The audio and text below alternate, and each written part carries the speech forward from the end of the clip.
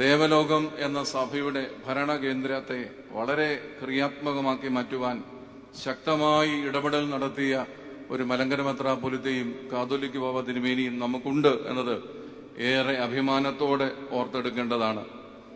അതിന് അങ്ങ് വെറുതെ വാക്കുകൾ കൊണ്ട് ഞാൻ പറയുന്നതല്ല. ദേവലോകം അരമനയിൽ ഇപ്പോൾ ഡിജിറ്റലൈസേഷന്റെ ആദ്യപാദം പൂർത്തീകരിച്ചു.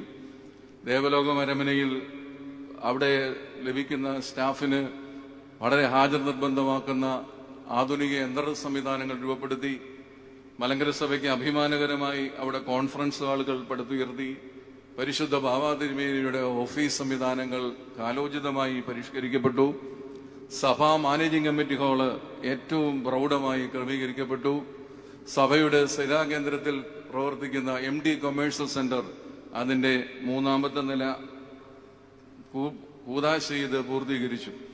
അങ്ങനെ വളരെ കൃത്യമായി പരിശുദ്ധ ബാവാ തിരുമേനിയോടൊപ്പം കേരളത്തിലുള്ള മുഴുവൻ ഭദ്രാസനങ്ങളും സഞ്ചരിച്ചപ്പോൾ ബാവാ തിരുമേനിയെ സാക്ഷി നിർത്തി ഞങ്ങൾ പറഞ്ഞതാണ്, ഈ 4 വർഷത്തെ പറ്റി ഒരു സോഷ്യൽ ഓഡിറ്റിന് തയ്യാറാകാൻ ഞങ്ങൾ തയ്യാറാണ് എന്നത് പരിമല മണ്ണിൽ നിന്ന് വീണ്ടും ഞങ്ങൾ ആവർത്തിക്കുകയാണ്. അത്രമാത്രം നിശ്ചയദാർഢ്യത്തോടും ആത്മവിശ്വാസത്തോടും കൂടി ആ ശുശ്രൂഷയിൽ പങ്കുചേരുവാൻ കഴിഞ്ഞിട്ടുണ്ട്. രണ്ടാമത് ജീവകാരുണ്യപരമായ ഇടപെടലാണ്. അത് തുടങ്ങിയ നാള് മുതൽ മനുഷ്യന് നന്മ വരരുത് എന്ന് മുൻകൂട്ടി നിശ്ചയിച്ച ചില ക്ഷുദ്രജീവികൾ, ആ പദം വീണ്ടും ആവർത്തിക്കുന്നു, ബോധപൂർവ്വം ഉപയോഗിക്കുന്നുകൊണ്ടും ഇന്ന് വൈകിട്ടോടെ എനിക്ക് പണിയാകുമെന്ന് ബോധമുള്ളത് കൊണ്ടും ഞാൻ ആ പദം വീണ്ടും ആവർത്തിക്കട്ടെ, ചില ക്ഷുദ്രജീവികൾ അത് തുടങ്ങിയ കാലഘട്ടം മുതൽ തന്നെ അതിനെതിരെയുള്ള വ്യാജപ്രചാരണം അഴിച്ചുവിട്ടുവെങ്കിലും വളരെ നിർഭയത്തോടെ വളരെ ബോധ്യത്തോടുകൂടി പിതാവ് നിർവഹിച്ച ഒരു ശുശ്രൂഷയാണ്. വളരെ ബോധ്യത്തോടെ ഏറ്റെടുത്ത് നിർവഹിച്ച ഒരു ശുശ്രൂഷയാണ്. എനിക്ക് തോന്നുന്നു സഹോദരൻ പദ്ധതി ഇപ്പോൾ മുന്നോട്ട് പോകുന്നത് ഇവിടെ 2 പിതാക്കന്മാരെയും തമ്മിലൊരു താരതമ്യത്തിന് ഞാൻ തയ്യാറാവുകയാണ്. പൗലോസ് തിരുമേൻ ബാവാ തിരുമേനി തന്റെ ജീവിതകാലത്ത് നൽകിയത് മുഴുവൻ പരിമലയ്ക്ക് വേർതിരിച്ചു എന്ന് നമുക്കറിയാം. മാത്യൂസ് തിരുമേൻ ബാവാ തിരുമേനി തന്റെ യാത്രയുടെ തനിക്ക് ലഭിക്കുന്ന എല്ലാ തുകകളും മാറ്റി നിർത്തിയാണ് സഹോദരൻ പദ്ധതി ഉൾപ്പെടെ കണക്ക് ചോദിക്കുന്നവരറിയാൻ വേണ്ടി പറയുകയാണ്. ഞാനൊന്നും കൊടുത്തിട്ടില്ല. സഹോദരൻ പദ്ധതി ഉൾപ്പെടെയുള്ള ഈ ജീവകാരുണ്യ പദ്ധതി പരിശുദ്ധ പിതാവിന്റെ യാത്രയിലൂടെ സഭാമക്കൾ പരിശുദ്ധ പിതാവിന് നൽകുന്ന ഈ തുക മാറ്റിവെച്ച് നിർവഹിക്കുന്നു. അനേകം ആളുകൾ ആത്മസംതൃപ്തിയോടെ ദേവലോകത്തിന്റെ പടിയിറങ്ങുന്നു. അത് വളരെ ശ്രേഷ്ഠമായി 4 വർഷം കൊണ്ട് നമ്മൾ ആർജിച്ചെടുത്ത ഒന്നാണ്. അതിന്റെ ഭാഗമായിട്ട് മുമ്പേ ബിജുമൻ സാറ് സൂചിപ്പിച്ച പരിമലയിലെ ഇടപെടൽ, ഇപ്പോൾ ഏറ്റവും അവസാനമായി വയനാട്ടിൽ 50 വീടുകൾക്ക് വേണ്ടി മലങ്കര സഭ നടത്തുന്ന വളരെ ശക്തമായ ഇടപെടലുകൾ, ഇതൊക്കെ വളരെ കൃത്യമായി ചരിത്രത്തിൽ രേഖപ്പെടുത്തിയിട്ടുണ്ട്. മൂന്നാമതായി രേഖപ്പെടുത്തുവാനായിട്ടുള്ളത് ഈ 4 വർഷത്തിനുള്ളിൽ 7 മേൽപ്പട്ടക്കാരെ കണ്ടെത്തി മലങ്കര സഭയ്ക്ക് സംഭാവന നൽകുവാൻ പരിശുദ്ധ പിതാവിന് കഴിഞ്ഞു എന്നുള്ളതാണ്. വളരെ ചുരുങ്ങിയ കാലഘട്ടം കൊണ്ട് 7 പിതാക്കന്മാരെ കണ്ടെത്തുവാൻ, സ്വദേശത്തും വിദേശത്തുമുള്ള പല ഭദ്രാസനങ്ങളും പുതുതായി മലങ്കര സഭയ്ക്ക് വേണ്ടി രൂപീകരിക്കുവാൻ ഒക്കെയുള്ള വളരെ ശക്തമായ കാര്യക്ഷമമായ ഇടപെടലുകൾ രേഖപ്പെടുത്തിയിട്ടുണ്ട്. പരിശുദ്ധ പിതാവിന്റെ ഏറ്റവും വലിയ പ്രത്യേകതയായി കാണുന്നത് വളരെ ടൈംലിയായ, നിർണായകമായ, നിർഭയത്വത്തോടുള്ള ഇടപെടലാണ്. 3 ഇടപെടലുകളെങ്കിലും എനിക്ക് നല്ല ബോധ്യമുണ്ട്. മലങ്കര സഭയ്ക്ക് നേരിടാവുന്ന ഏറ്റവും വലിയ ഇടപെടൽ കേരളത്തിന്റെ സംസ്ഥാനത്തിന്റെ ഭരണ സ്ഥിരാകേന്ദ്രത്തിനുണ്ടായപ്പോ ഒറ്റ രാത്രികൾ കൊണ്ട് തന്റെ ഇടപെടൽ കൊണ്ട് അത് മാറ്റിമറിച്ചത് അടുത്തറിയാവുന്ന പലരും ഇന്നും അമൂല്യമായി സൂക്ഷിക്കുന്ന ഇടപെടലാണ്. സുപ്രീം കോടതിയിലുണ്ടായ ചില സംഭവ വികാസങ്ങൾ ന്യൂഡൽഹിയിൽ ചില വലിയ പ്രതിസന്ധികൾ സൃഷ്ടിച്ചപ്പോഴും ഇവിടെ നിന്ന് തന്റെ പ്രോഗ്രാമുകളൊക്കെ മാറ്റിവെച്ച് അവിടെ പോയി ആ ഇടപെടൽ കൊണ്ട് മലങ്കര സഭയെ രക്ഷിച്ച ചരിത്രം നമുക്കറിയാവുന്ന ചരിത്രമാണ്.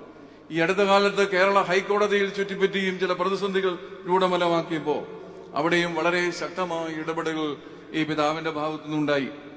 അപ്പൊ അതുകൊണ്ട് തീർച്ചയായും ശക്തമായ, കാര്യക്ഷമമായ, ക്രിയാത്മകമായ ഇടപെടൽ പരിശുദ്ധ പിതാവിന്റെ ഭാഗത്തു നിന്നുണ്ടാകുന്നു എന്നത് വളരെ കൃത്യമായ ബോധ്യമുള്ള ഫലമാണ്. പിന്നെ ഒരു കാര്യം ഓർക്കുക, പുഞ്ചിരികൾ കൊണ്ട് ആരും ചരിത്രം രചിച്ചിട്ടില്ല.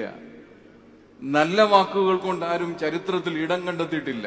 ചിലർക്കൊക്കെ വേണ്ടത് അതാ, ഇച്ചിരി പുഞ്ചിരി, ഒരു ഇച്ചിരി നല്ല വാക്കുകളും, അതിപ്പോ ഒരു അടിസ്ഥാന ഫിലോസഫിയായി മാറിയെന്ന് തോന്നുന്നു. ഞാനൊരു വൈദിക സെമിനാരി അധ്യാപകൻ കൂടിയാണ്. ഞങ്ങളുടെ പിള്ളേരെയൊക്കെ വല്ലാതെ ആഴത്തിൽ ഗ്രഹിച്ചിരിക്കുന്ന ഒരു ക്യാൻസറിന് തുല്യമായ മഹാരോഗമാണത്. ഞങ്ങളുടെ കുട്ടികളുടെയൊക്കെ മനസ്സിൽ ഇച്ചിരി ചിരിയും ഒരു ഇച്ചിരി നല്ല വാക്കുമുണ്ടെങ്കിൽ മിടുക്കനാകാം എന്നൊരു ധാരണയാണ്. പക്ഷെ ആ പരിധിയിൽ പിതാവ് പെടുമോ എന്നെനിക്ക് തോന്നുന്നില്ല. പക്ഷെ മലങ്കര സഭയ്ക്ക് വളരെ കൃത്യമായ ഇടപെടലുകൾ കൊണ്ട്, നിർഭയത്വത്തോടുള്ള ഇടപെടലുകൾ കൊണ്ട് നല്ല കാലങ്ങളെ പ്രദാനം ചെയ്ത ഒരു പിതാവിനോടൊത്ത് 3 വർഷവും 2 മാസവും 11 ദിവസവും അദ്ദേഹത്തിന്റെ കൂട്ടുസ്ഥാനിയായി നിൽക്കുവാൻ കഴിഞ്ഞത് എനിക്ക് അഭിമാനമുള്ള നിമിഷമാണ്. എന്റെ സന്തതി വരമ്പുകൾക്കും അഭിമാനമുള്ള നിമിഷമാണ്. അതുകൊണ്ട് ഒരുപാട് കാര്യങ്ങൾ എനിക്ക് പറയണമെന്നുണ്ട്. നഷ്ടത്തിലൂടിയിരുന്ന പല പ്രസ്ഥാനങ്ങളെയും പിടിച്ചുയർത്താൻ നമുക്ക് കഴിഞ്ഞിട്ടുണ്ട്. പരിമല ഹോസ്പിറ്റൽ അഭൂതപൂർവമായ പുരോഗതിയുടെ നടുവിലാണ്. അതിന്റെ പ്രവർത്തകർ ഇവിടെയുണ്ട്. അതിന് പരിമലയിൽ മാത്രം ഒതുങ്ങിയിരുന്ന ആശുപത്രി സമുച്ചയത്തെ ചാരിമുട്ടിലേക്കും പന്തളത്തിലേക്കും മറ്റു പലയിടത്തിലേക്കും ഇനിയും മറ്റു പലയിടത്തിലേക്കും വ്യാപിക്കുവാനുള്ള പരിശ്രമങ്ങൾ പരിശുദ്ധ പിതാവിന്റെ നിശ്ചയദാർഢ്യത്തിന്റെ ഭാഗമാണ്. MBC പീരിമേട് എഞ്ചിനീയറിംഗ് കോളേജിനെ പിടുത്തുയർത്തുവാനുള്ള ഭഗീരഥമായ ശ്രമങ്ങൾ നടന്നുവരുന്നു എന്നുള്ളത് നമുക്കറിയാം. അങ്ങനെ പല മേഖലകളിലും ദേവലോകത്ത് സഭയുടെന്ന് അവകാശപ്പെട്ട എത്ര വസ്തുക്കളുടെ ആധാരം അവിടെ ഉണ്ടായിരുന്നു എന്ന് ഗൗരവമായിട്ടൊന്ന് അന്വേഷിക്കണം.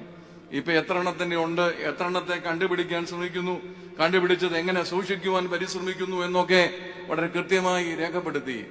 ഇരുട്ടുമുറികളിൽ നിന്ന് അഭ്യൂഹങ്ങൾ സൃഷ്ടിക്കുന്നവർ ഇത് തിരിച്ചറിയണം. ഇരുട്ടുമുറിയുടെ രാജാക്കന്മാരായി മാറുവാൻ ആഗ്രഹിക്കുന്നവർ ഇത് തിരിച്ചറിയണം. മലങ്കര സഭയുടെ സുവർണ ദിനമാണിത്, ഒരു സംശയമില്ലാതെ പറയുവാൻ കഴിയും. അതുകൊണ്ട് ഞാൻ ആത്മാഭിമാനത്തോട് പറഞ്ഞൊരു വാചകമുണ്ട്.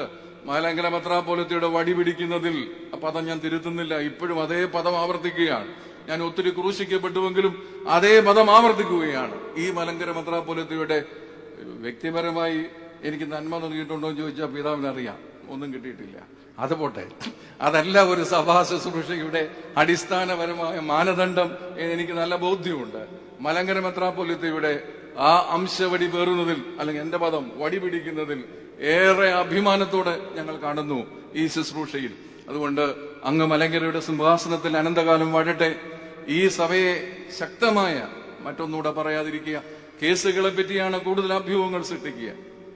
കേസുകളെ പറ്റി, ഈ കേസുകൾ നടത്തിയ ഒരാളെ പറ്റിയാണ് ഈ പറയുന്നത്. ഈ കേസുകൾ നടത്താൻ തക്കവണ്ണം ന്യൂഡൽഹിയിൽ പോയി ഈ വലിയ പ്രയാസങ്ങളുടെയൊക്കെ നടുവിൽ അതിന്റെ പേരിൽ അസോസിയേഷൻ യോഗങ്ങളിൽ സംബന്ധിക്കാൻ പറ്റാതെ പോയ ഒരു പിതാവാണ് പഴയ സേവറിയൂസ് തിരുമേനി. സഭയുടെ പല നിർണായ മുഹൂർത്തങ്ങളിലും മലങ്കര സഭ സന്തോഷിച്ചപ്പോൾ കൂടെ സന്തോഷിക്കാൻ കഴിയാതെ പോയ ഒരു പിതാവാണ് സേവറിയൂസ് പിതാവ്. ആ വലിയ പിതാവിനെ നോക്കിയാണ് ഇവിടെ പോകുന്ന ഇത്തിരി പോകുന്ന കുഞ്ഞന്മാരുണ്ട്, അവരെ പോവും പിന്നെ കേസ് പഠിപ്പിക്കുന്നത്. എന്തോ ചെയ്യണം, വക്കീലിനോട് എന്തോ പറയണം, എങ്ങനെയാണ് അഫിഡവിറ്റ് കൊടുക്കേണ്ടത്, എന്താണ് കൊടുക്കുന്നത്, ഭയങ്കര പഠിപ്പിക്കല. ഇത് എന്തൊരു വിരോധാഭാസമെന്ന് എനിക്ക് അറിഞ്ഞുകൂടാ. മലങ്കര സഭയുടെ എല്ലാ പാതകളിലും വളരെ വ്യക്തമായ ദിശാബോധത്തോടെ ചുവടുകൾ വെച്ച മലങ്കരയുടെ വലിയ പിതാവിന്, പരിശുദ്ധ ബാവാ തിരുമേനിക്ക് ഈ സ്ഥാനാരോഹണത്തിന്റെ ഈ നിമിഷത്തിൽ ഹൃദയപൂർവമായ എല്ലാ ആശംസകളും പ്രാർത്ഥനകളും നേർന്ന് വാക്കുകൾ ചൊല്ലും.